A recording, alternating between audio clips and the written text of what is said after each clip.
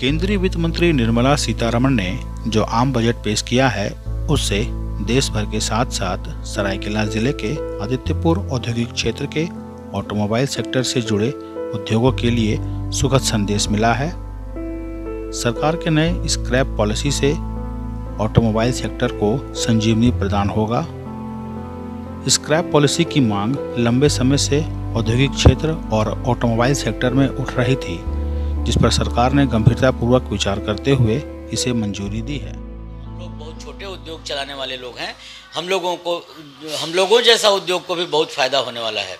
इसलिए कि चाहे वो स्वास्थ्य का क्षेत्र हो या ऑटो का सेक्टर हो, वो सब अंततोगत्वा हम लोगों को उसका फ़ायदा मिलेगा। और स्क्रैपेज पॉलिसी जो जिस संगठन से हम लोग जुड़े हुए हैं, आदित्यपुर स्मॉल इंडस्ट्रीज एसोसिएशन से, इसका अथक प्रयास है कि स्क्रैपेज पॉलिसी लागू हो, और उसके तहत लागू हुआ है। हम लोग उससे बहुत प्रसन्न हैं, बहुत खुश हैं, ताकि गाड़ियों का डिमांड मार्केट में बढ़ेगा तो हम लोगों को भरपूर काम मिलेगा। और स्क्रैप पॉलिसी जो भारत सरकार की आई है, इसके कारण स्थानीय रोजगार को बल मिलेगा और प्रदूषण से इसको मुक्ति मिलेगी। यूरो 6 का जो मापदंड आया है उसको लेकर के खास करके हमारा झारखंड जो कोल माइंस और ये जो आयरन माइंस का एरिया है, इसको रेवेन्यू की दृष्टि से भी काफ़ी लाभ मिलने वाला है। सरकार के व्हीकल स्क्रैपेज पॉलिसी से ऑटोमोबाइल उद्योग को बड़ा फायदा होने वाला है। इस पॉलिसी के अनुसार 15 वर्ष से अधिक पुराने बड़े कॉमर्शियल वाहन अब सड़कों पर नहीं चल सकेंगे, जबकि निजी 4 पहिया वाहन जो 20 साल से पुराने हैं उन्हें भी सड़क पर चलने की अनुमति प्रदान नहीं होगी। ऐसे में नई गाड़ियों की बिक्री जबरदस्त तरीके से बढ़ेगी, जबकि इससे जुड़े स्टील उद्योग पर भी अच्छा प्रभाव पड़ेगा और स्टील की बिक्री होगी। इसके अलावा अन्य एक्सेसरीज से जुड़े उद्योगों को भी लाभ मिलेगा। हम इसे 2 प्रकार से देखते हैं। औद्योगिक क्षेत्र में, क्योंकि ये स्क्रैपिंग पॉलिसी एक इटसेल्फ एक उद्योग है।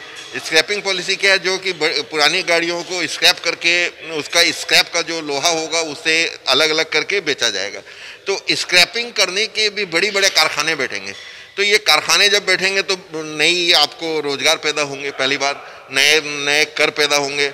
इसलिए एक तो ये कारखाना स्वयं में ही है, और दूसरा इसे प्रदूषण के हिसाब से देखते हैं कि इससे प्रदूषण कम होगा। तीसरा एक सबसे बड़ा फायदा जो मैं देखता हूँ वो ये है कि आयरन की इंडस्ट्री को इससे बहुत बड़ा लाभ मिलने वाला है। नए स्क्रैप पॉलिसी से स्टील उद्योग को फायदा होगा। स्क्रैप तैयार करने के लिए नए उद्योग स्थापित होंगे। पुरानी गाड़ियां सड़कों से हटने के कारण वायु प्रदूषण कम होगा। भारत स्टेज 6 की गाड़ियों में जबरदस्त तरीके से बिक्री होगी, जो पूरी तरह पर्यावरण के अनुकूल होगी। रोजगार के अवसर प्रदान होंगे। स्क्रैप पॉलिसी से सरकार को नए टैक्स और राजस्व की वृद्धि होगी। हम लोग टाटा मोटर्स के लिए काम करते हैं। जब टाटा मोटर्स में रिसेशन, गाड़ियों की डिमांड कम होती थी, उस समय टाटा मोटर्स थोड़ा सा बीमार होता था और हम लोग मतलब सीरियस बीमारी की ओर ग्रसित हो जाते थे, लोगों की दिक्कत होती थी। तो हमेशा हम लोग प्रयास करते थे कि हमको कोई दूसरा मार्केट भी मिले, और उस तहत हम लोग कई तरह के प्रोग्राम किए, रेलवेज का, डिफेंस का, अन्य कंपनियों के साथ में काम करने के लिए।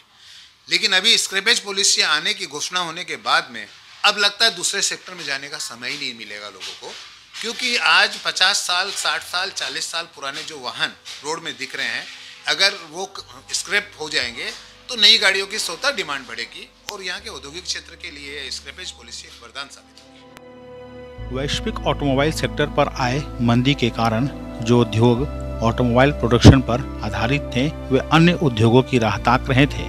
उन उद्योगों के लिए स्क्रैप पॉलिसी संजीवनी बूटी से कम साबित नहीं होगा और ऑटोमोबाइल उद्योग की निर्भरता भी बढ़ेगी। सचिन मिश्रा, ईटीवी भारत, सरायकेला।